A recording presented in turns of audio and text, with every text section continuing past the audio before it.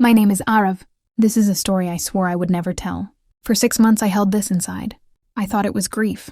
I thought it was madness. Now I know it was a message, a warning. This is not a ghost story. This is a confession. Her name was Anya. She was my best friend. We understood each other without words. Then came the accident. The police report said it was quick. The funeral was a blur of black clothes and choked sounds. Her phone number was disconnected. Her social media became a memorial. Life became a before and an after. I existed in the after. A thick gray haze of after. That haze lasted for months. Then on October 17th at 3:17 a.m., the haze tore open. My phone vibrated on the nightstand. A sharp, insistent buzz. I saw the screen. The name illuminated the dark room. Anya! Her old contact picture smiled next to it. The yellow sweater. The laugh I would never hear again. My heart did not beat. It hammered. It tried to escape my chest. I stared until the screen went black. A missed call. From a disconnected number. From a dead girl. I told myself it was a glitch. A sick joke. A trick of my broken mind. I took a screenshot. Evidence. At 3:20 a.m. I called the number back. It rang. And rang. And then it connected. There was no hello. Just silence. But not empty silence. It was the silence of presence. I could hear breathing. Shallow. Deliberate. I said her name.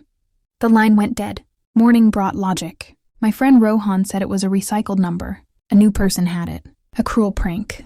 He told me to call again in daylight. So I did. This time the answer was immediate. The same breathing. Closer now. Wet. I demanded a name. I begged for an answer. And then a voice. Faint. Stretched thin like a wire about to snap. Arav. It was her voice. And it was not her voice. It was a terrible echo of her voice. The line died again. That was the moment my reality split. The rational world was on one side. That phone call was on the other. I started digging. I had to know who had her number. The telecom company was useless. Privacy laws. A dead person's account is closed. The number is retired. Then reassigned. But the agent hesitated. He said something off script. He said the number was not in the pool. It was flagged. Under investigation. He would not say more. He told me to forget it. Forgetting was not an option now. I went to her parents' old house. It was sold after the accident. The new owners let me walk through. Her room was a guest room now. Beige walls. Neutral art. The ghost of her was gone. But in the backyard under the old neem tree I found it, buried in a small metal lunchbox. Her diary, the one she said she lost. The pages were damp. The ink was blurred.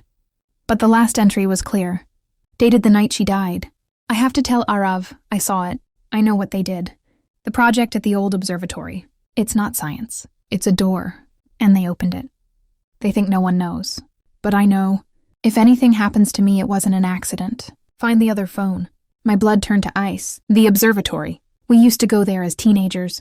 It was abandoned. We thought it was spooky. A place for dares. She never mentioned a project. She never mentioned being afraid. I drove there that night. The gate was new. Heavy chain link. Authorized personnel only signs. A corporate logo. Helios Foundation. Bioacoustic research. I climbed the fence. The main building was dark. But a smaller annex had a light. I peered through a basement window. It was a lab.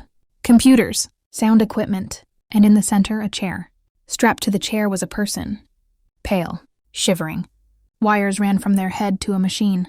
A technician monitored a screen. Waveforms danced. The technician spoke into a headset. Subject is stable. The signal is clean. We are broadcasting the harvested pattern now. Then I saw the other screen. A map of the city. Dozens of pulsing dots. Each dot had a name. A status. One dot blinked red near my neighborhood. The name next to it was mine. Arav Sharma. Status, signal received. Engagement, high. Protocol, deep echo. I stumbled back from the window. My phone buzzed in my pocket. A text message. From Anya's number. They know you're here. Run. Don't trust your eyes. Don't trust your ears. I ran. I crashed through the woods. Branches tore at my skin. I reached my car. As I fumbled for the keys, I saw her. Across the road. Under a streetlight. Anya, wearing the yellow sweater. She smiled her old smile. She waved. My soul screamed. This was not her. This was the thing from the phone. The harvested pattern. The deep echo. I got in the car and I drove. I did not look back. For weeks I moved. I changed my number. I used cash. I slept in my car. The calls stopped. The texts stopped. I began to think I had escaped. I began to think it was over. I was wrong.